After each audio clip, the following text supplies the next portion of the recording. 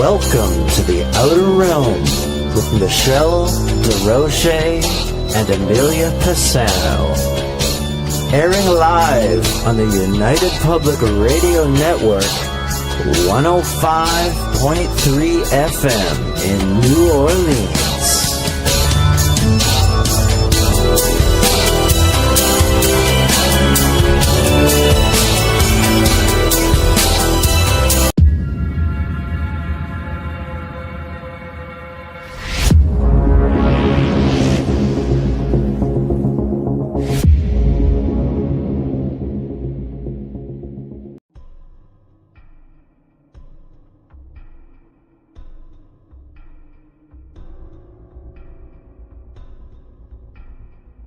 Welcome to Don't Whistle at Night podcast, where Navajo legends echo in the shadows.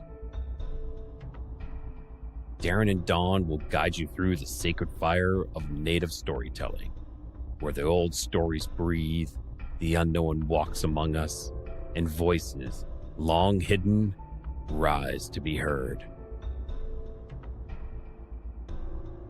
And remember, don't whistle at night. The night has come, it's cold and losing my control. Your light is gone, and lonely darkness fill my soul. I wish that you could save me from my isolation. It's way too complicated. Let's stop this conversation.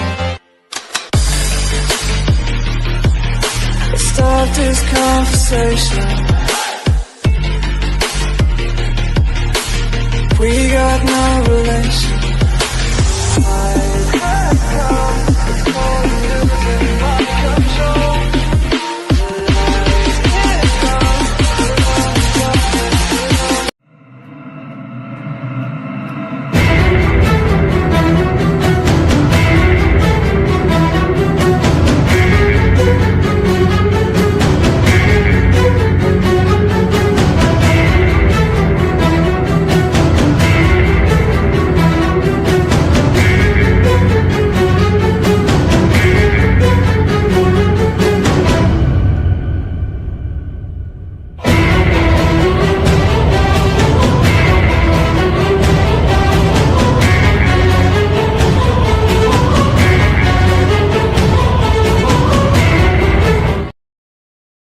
Hey, good evening, everybody, and welcome to the Tuesday night show of Into the Night with me, your host, Sean Kelly. I hope everybody's having a good time tonight. It's getting pretty close to that famous day, old St. Patty's Day, coming in 2 weeks. Hello, Matilda. Good to see you. Want to thank UPRN Talk Radio 105.3 New Orleans, Mississippi. 107.7 New Orleans for allowing me to give you 2 shows a week, Sunday nights and Tuesday nights, 8:10 to 9:10 p.m. Eastern on UPRN Talk Radio.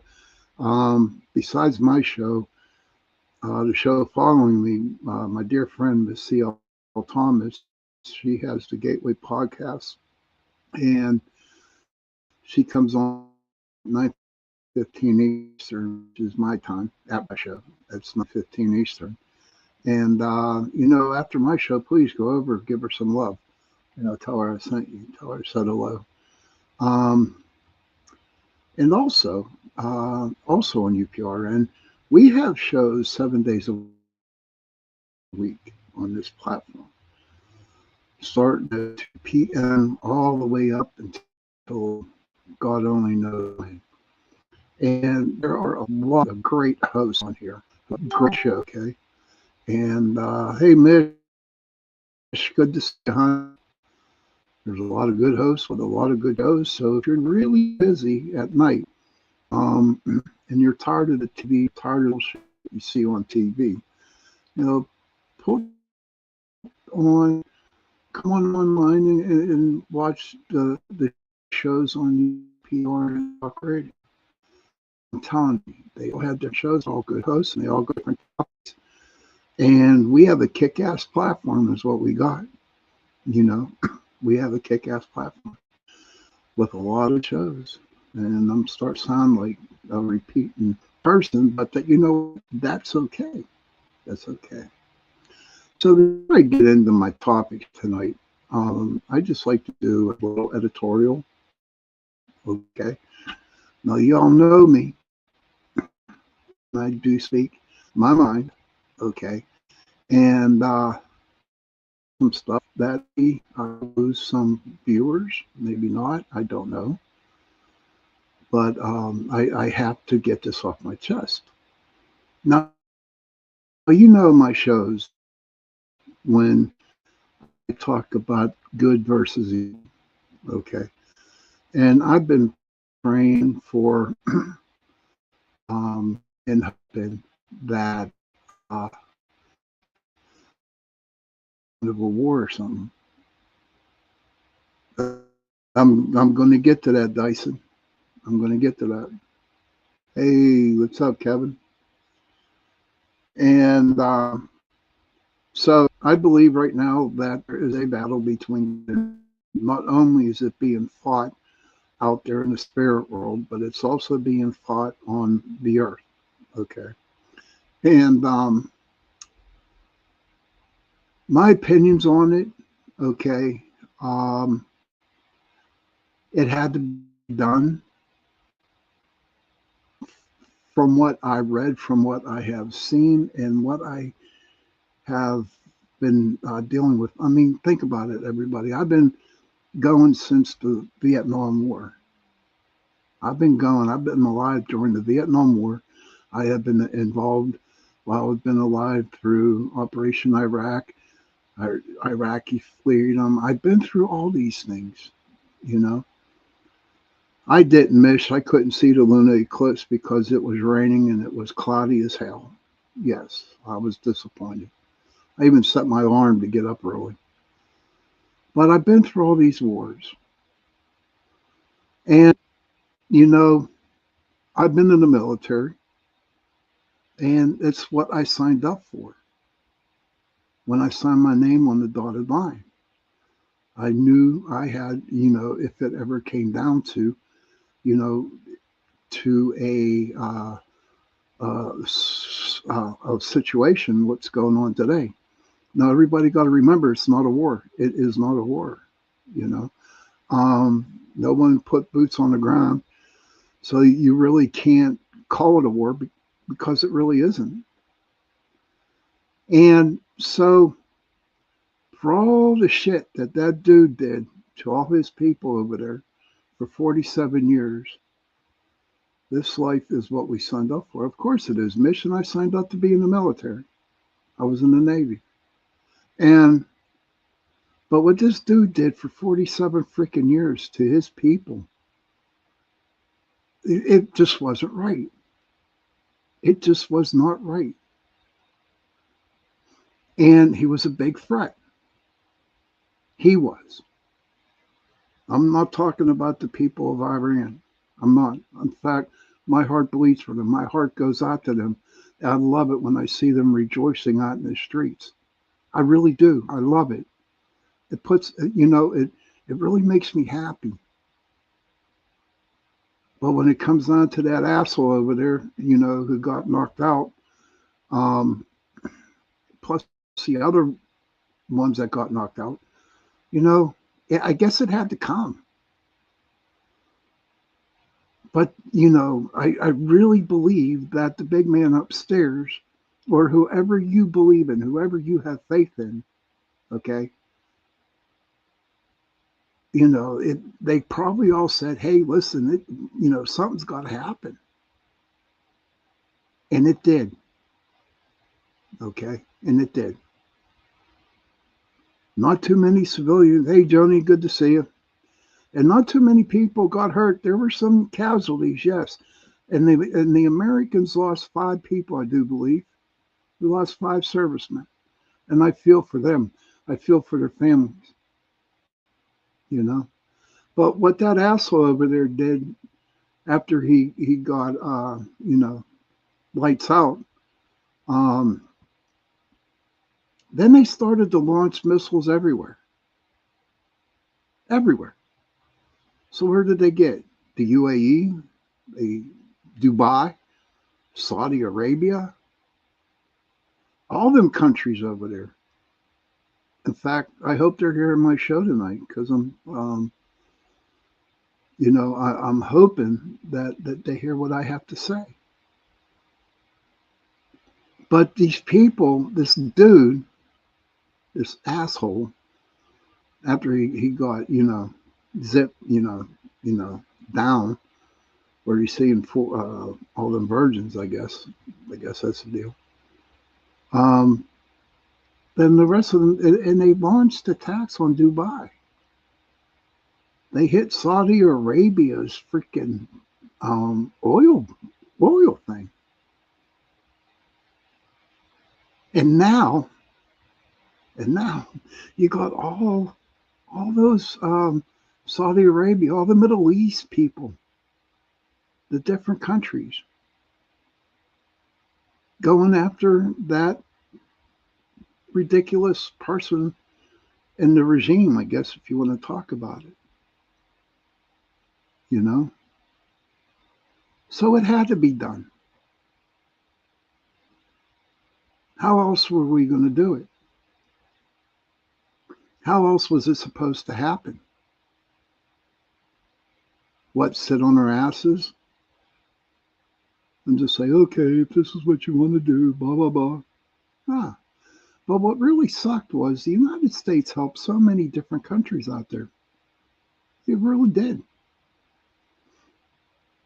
And then the relationship they had with Great Britain, that's down the poop. The deal with Spain, that's down the pooper. So basically it was like the U.S. and Israel against this bad place. What I hope for is that they take the name Iran out and put the real name in, which was Persia. That what belonged there. The people over there deserve to be happy. The people over there need to feel that they can start something new. So this is what I see about it. This is what I think about what's going on right now. Do I want to see bloodshed? No, I don't. But when it comes to a conflict, in which this is a conflict. Oh, you're welcome, Dyson. Thank you. But when it comes to this conflict, there's going to be casualties, yes. But before this even happened, when the Persian people decided to go to the streets and try to take back their country, what did that jackass do over there? They eliminated close to 30,000 people because they were trying to get their country back. So yes, it had to be done. So what happens from now on?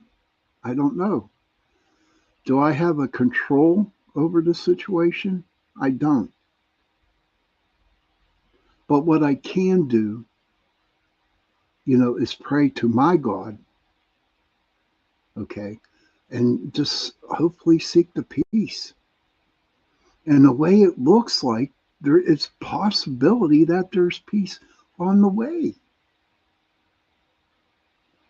Maybe it took one man. A lot of people are saying that, the big guy upstairs, the one that appointed our president to do this shit. There's so much involved in this. But you know what? If it's going to make the world better, if it's going to make everybody come together and be happy and not be afraid to go out and represent your country. Good evening, Michelle. and represent your country and feel safe in your country. And maybe my dream is actually happening here. I don't know. All I can do is continue doing what I'm doing. It's just, sending out that positive energy over there and praying to my God, not yours, mine,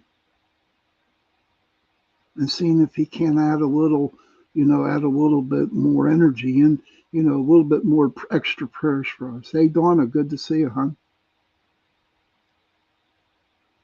So that's what I feel about this war. Not a war, I'm sorry, a conflict. That's what I hear about the conflict. But I'm going to say one more thing, and it really, really, really gets on my nerves. Okay? I'm not making this show political tonight at all. But like I told you, I share my opinions, and I call it as I see it. When I see all the Persian people over, they're rejoicing over in Persia, and rejoicing in New York, and rejoicing everywhere else, Washington, D.C. We got people here who are totally against what we did. I can't make sense of it. I just can't make sense of it. I cannot judge anybody on what they choose to do. I cannot do that. I can't call them names because I don't want to, because it's not my place. But when I see our people not liking what we're doing, okay, but the Persian people are happy. I don't understand. I don't want to I want to understand, but I don't want to understand. And that's how I feel. But the biggest thing that really I really thought, and it gave me chills, is when the pilot, the little girl pilot, her F-15 got knocked down by friendly fire, and three um, Kuwaiti guys, went over to her to see if she was okay. And they took video of this. They went up and asked her if she was okay. And to me, that is a start. That is a tiny footstep in the right direction. Those three guys from Kuwait going up to see if she was okay. So maybe my dream is coming in. Maybe it's happening. In the other video I saw with the pilot that come down, I mean, there were Kuwaiti people that were going to attack him because they didn't know who he was. And they were going to hurt him until he said, "Hey, well, you stay back, stay back. I'm an American." And he showed them the flag. And the dude that had the dude that had the metal pipe turned around and walked away. And the other dude went up to him and said, I don't know what he said, "Hey, Dee Dee." And they just walked away from him.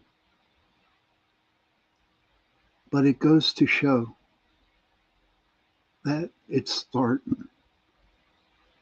The relationship between Kuwaiti, United States, the Middle East. Maybe it's starting. I am so grateful for it. I am. But maybe some people here in the United States who are against this, the only thing I could say is maybe get your head out of your assholes and just see what's happening. And just look at the Persian people who are happy and dancing in the streets. And like Mish says here, she's seen a clip that they are dancing to YMCA after this is all said and done. That's what it's all about. We need to spread the love. But I believe it's starting now. I believe that the healing's going to start. I really do believe that. Especially when I saw the little girl, the little pilot. But it amazed me, the F-15s are pretty big, and there's this little girl who's a pilot. you know,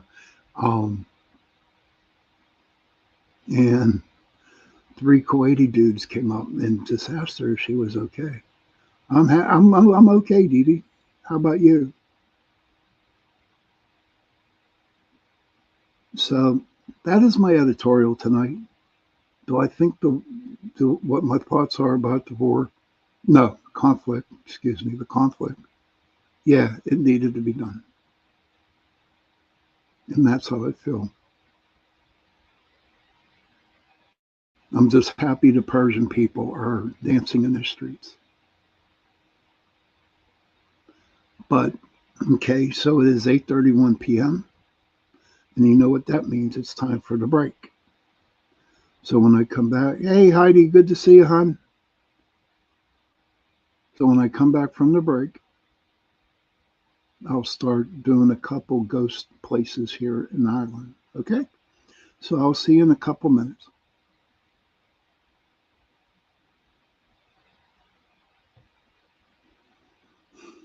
Welcome to the Light Gate, where reality bends and the unseen awakens. Preston Dennett, joined by Dolly Saffron, guiding you beyond the veil and into the infinite unknown. Every week we unlock high strangeness, extraterrestrial contact, hidden realms, psychic awakenings, the afterlife, and secrets they don't want you to know. Step through the gate, and if you feel the calling, subscribe to the channel and share it with those ready to awaken.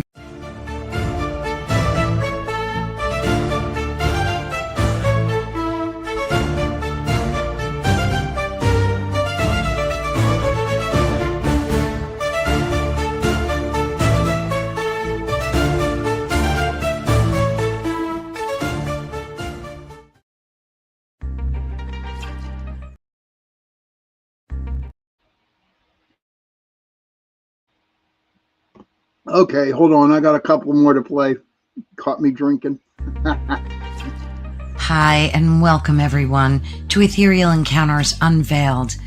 Today we are broadcasting live on the United Public Radio Network and the UFO Paranormal Radio Network, 105.3 on the Gulf Coast and 107.7 FM in beautiful New Orleans.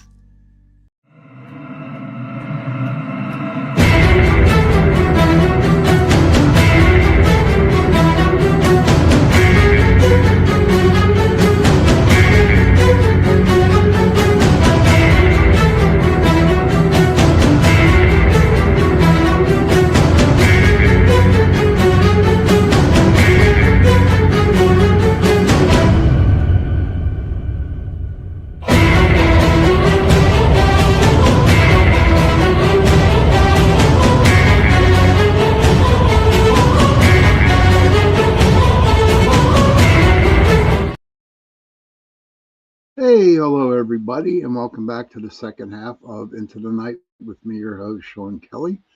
I like what Mish had to say. Something had to happen, and someone had to say the word. And that is so true, Mish. That is so true. the first part of the show, first half, I talked about how I felt about what's going over in Iran. And I'm not going to go through it again because people know how I feel. It just said it had happened. And it's nice to see the Persian people dancing in the streets. Um, so, again, I want to thank UPRN Talk Radio 105.3 Mississippi, 107.7 New Orleans for allowing me to give you 2 shows a week, 8:10 to 9:10 p.m. Eastern Standard Time on this wonderful network. Don't forget, Miss C.L. Thomas, her show comes on right after me. Her show's called The Gateway Podcast. And also she also has a online magazine called Eerie Expeditions. And she has the ad up, but not on the main page here. So just go over to her show and just type in the chat room, say, hey, tell us about the Eerie Expedition, your magazine. Her magazine is really great. I am subscribed, so I do read some of the stuff that she sends out. But now it's time about the famous haunted places in Ireland. And as I told you on Sunday night, I'm going to do a little bit of not a lot, but a little bit of Ireland stuff, Irish stuff, before when the 17th come, which is St. Patrick's Day. And believe it or not, it's on a Tuesday night. Okay. And yes, everybody, I was thirsty. That was a good call. I like that. Yeah, I am very thirsty. I'm thirsty when I talk.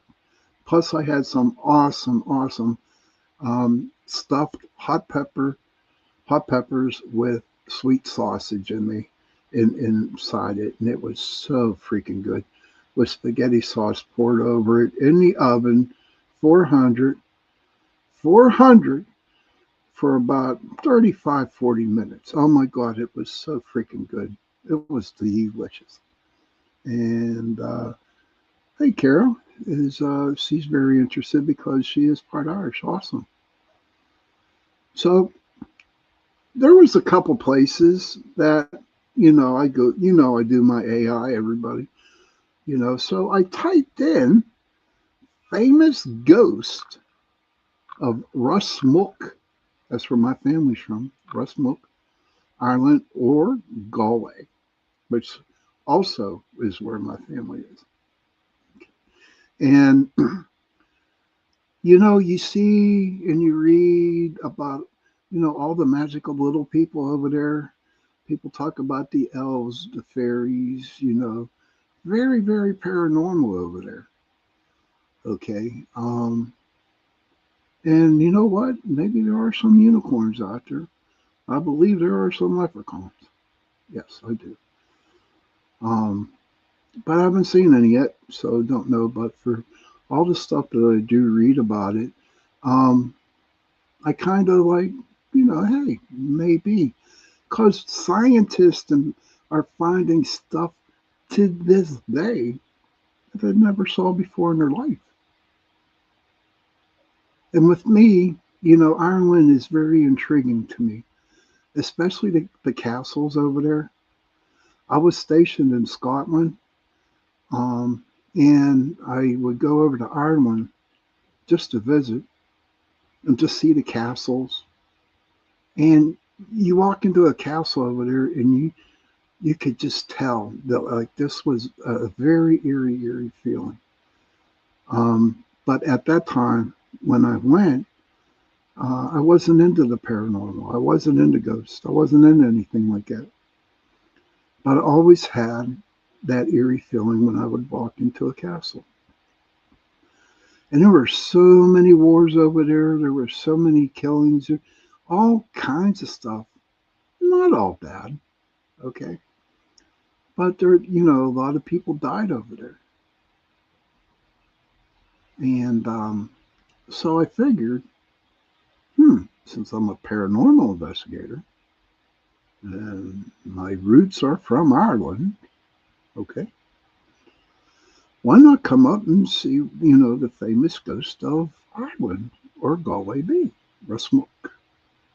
And so I looked it up, and there's a couple in here, which is very interesting. A couple of hauntings and the ghosts that are here in Ireland. But I do have a question for everybody. Okay, since St. Patrick's Day is on Tuesday, the night of my show, come up if you want. Please come up with some ideas on what type of show you would like. Um, and just come up with ideas.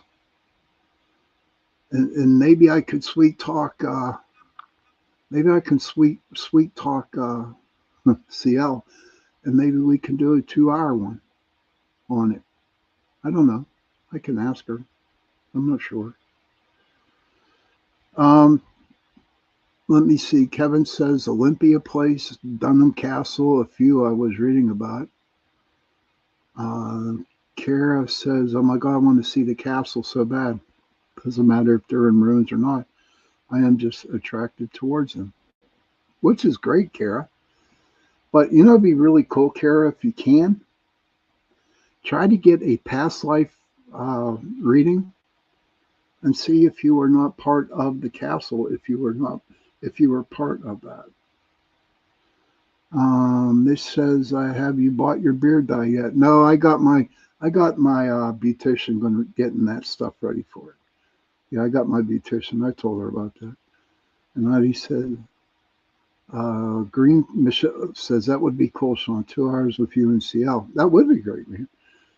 Go over and like tap her on the shoulder, give her a little nudge and say, yeah, what do you think? What do you think?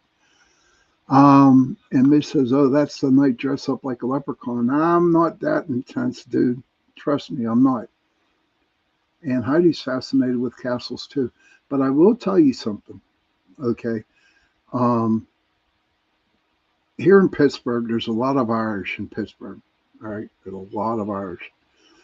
And on St. Patty's Day, okay, they have it's called Celtic dancing, Cayley dancing, okay, and they have a big dance every year. And so you go to the dance. I would go to the dance with my mom and my son because they both did Cayley dancing. I didn't, but I just sat back and watched. But so you walk in.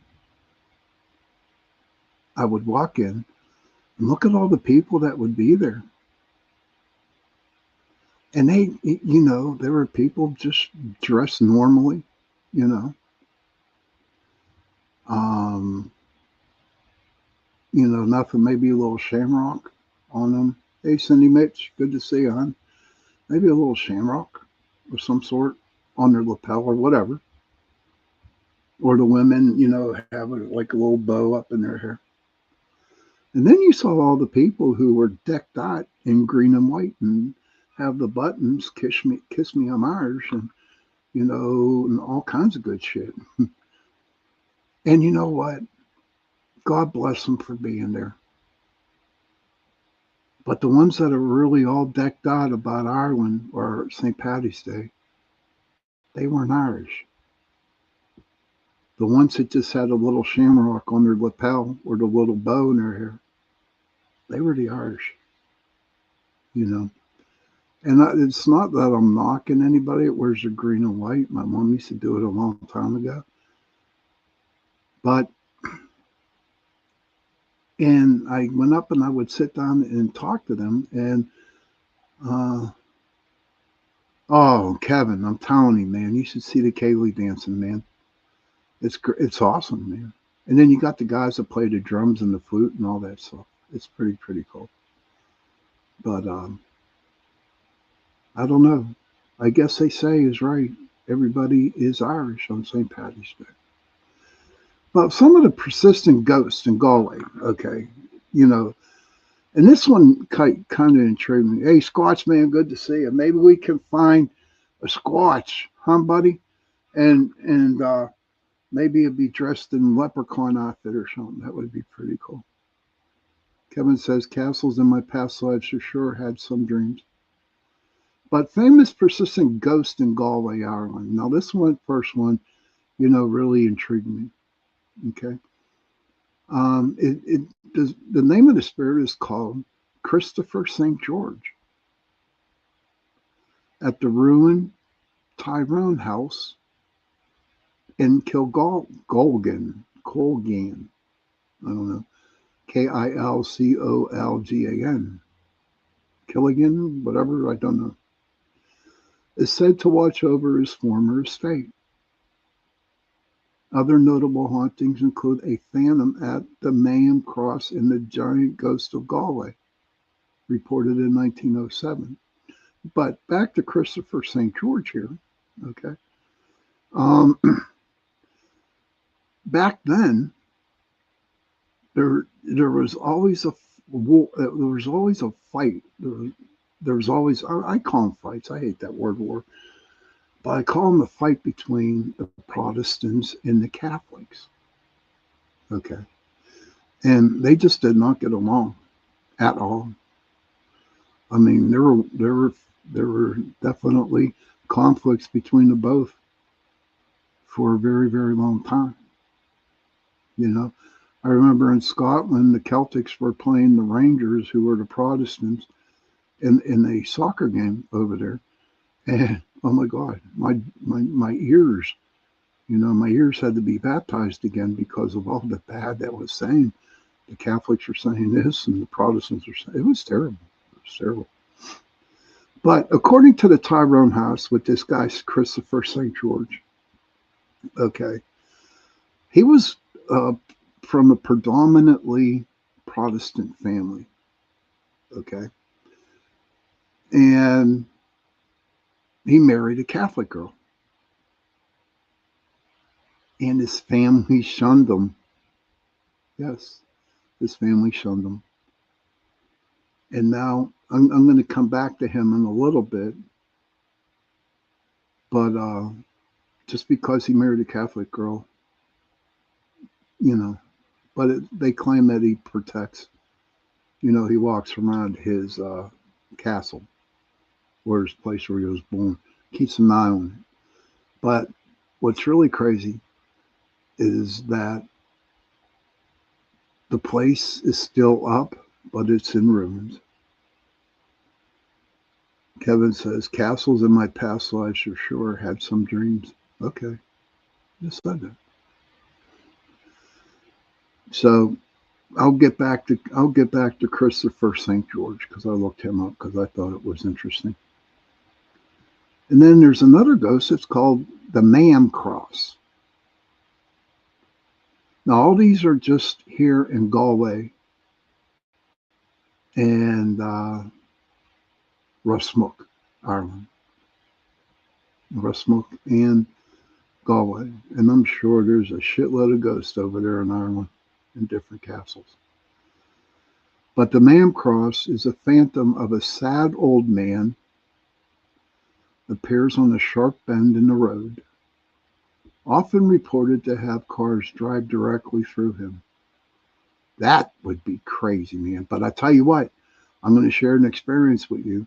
I was up in Conneaut and I was doing an investigation with my friends up there. And so about 2 a.m, I'm driving down 79. And there's just me on the road, nobody else. And it was a ghost. It was a full-fledged ghost. Walked right in front of me. I swear to God, I thought I hit it. Scared the living crap out of me. Yes. So they do exist. If you're driving on the road and you see some strange entity on the road, just say to yourself, you know what? It's only a ghost. So just go. That's the way I look at it. That's the way I do it. Now, I've seen many, many apparitions on the road. And I've seen a lot of shadow figures that cross the roads too. So,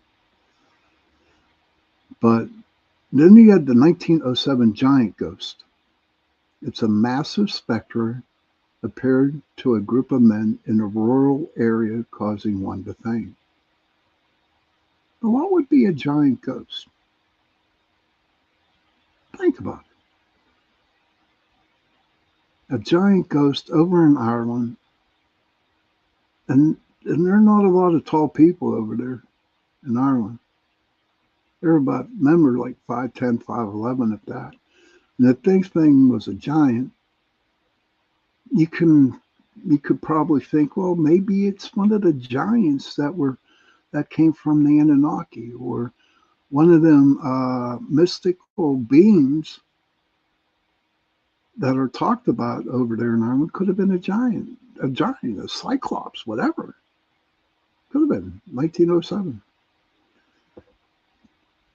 Let me see. Heidi says, my dad's neighbor was a tiny, so very ornery, incredible sense of humor, and I loved her.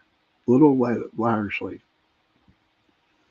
I was her backup when her wasn't there. She passed on St. Patrick's Day 6 years ago.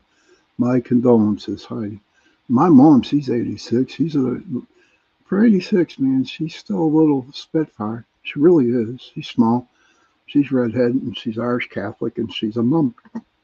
And all she has to do is look you in the eye, and you know you screwed up, or you know you did something wrong. And then you have this, the Knockbrack house.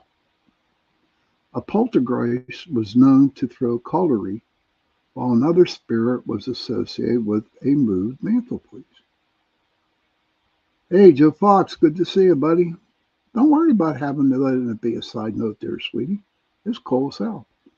If you have any stories you want to share about the lady, please do. Galway Bay. Legends exist of a drowned fisherman's ghost heard during storms. And I don't know.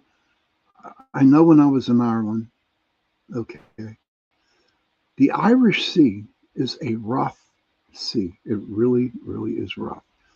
In order to get from Scotland over to Ireland, you had to take a boat over, like a little ferry type of thing, and it was scary going over. And Galway Bay, it's not nice and calm and perfect. It is very, very choppy. So it's very possible that you could probably hear a drowned fisherman over there. I think it's really cool. And then you got one more. Okay.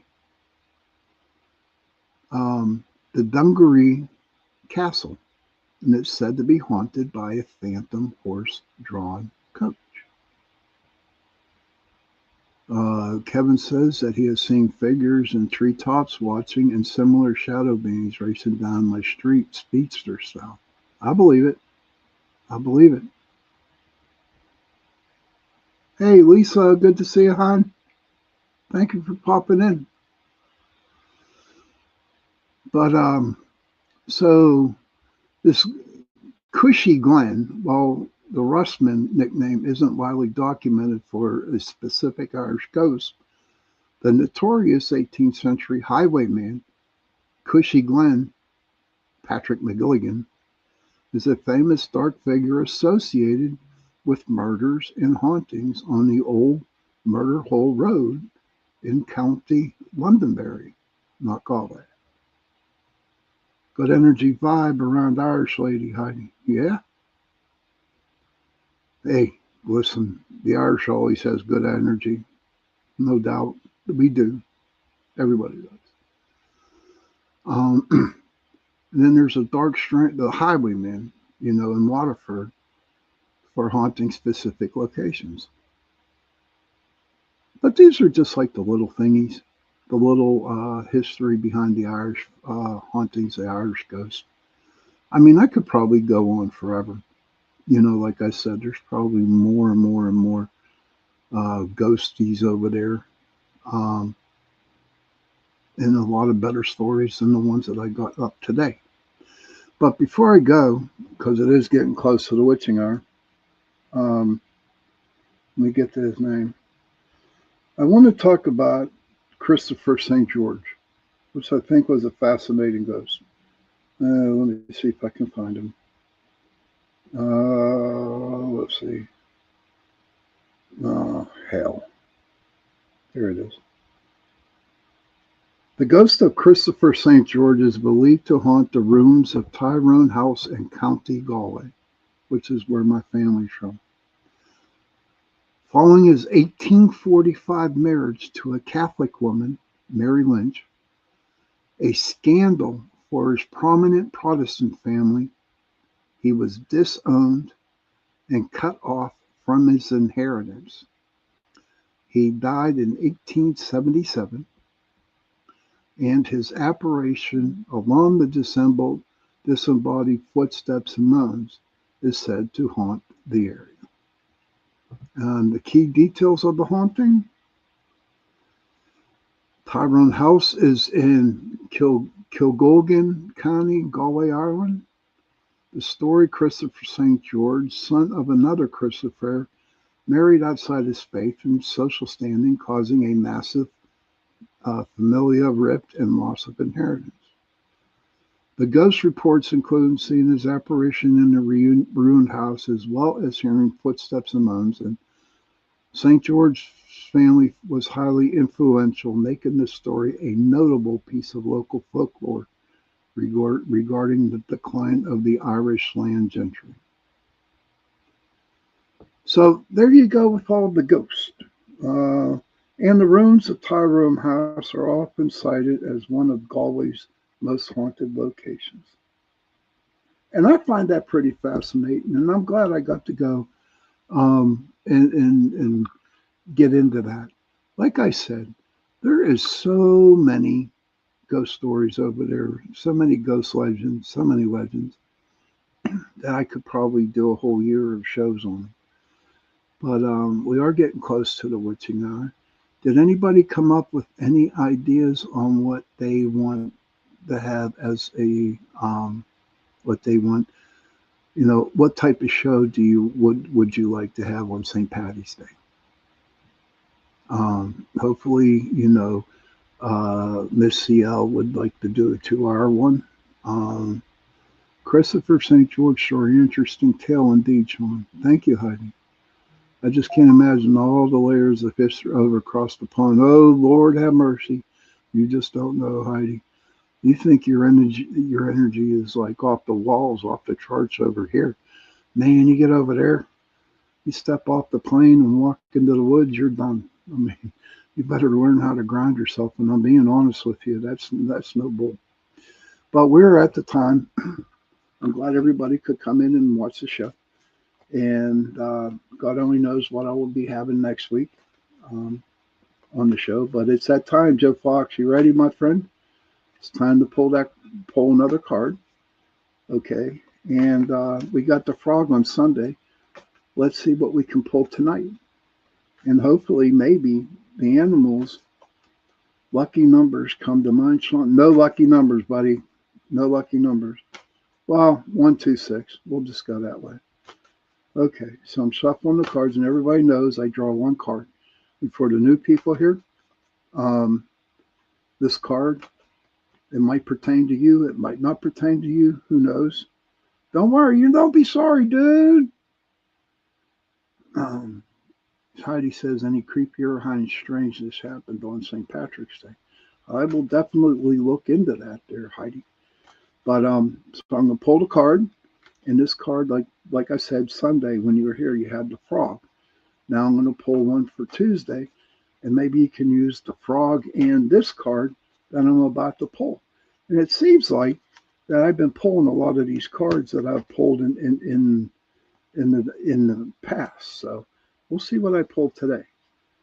And shuffled, I cut them. And, this is a good one, everybody. I have a lot of them at my house. It's the rabbit. It's the rabbit. Oh, can you see it? It's the rabbit. Okay, Joe, it's the rabbit.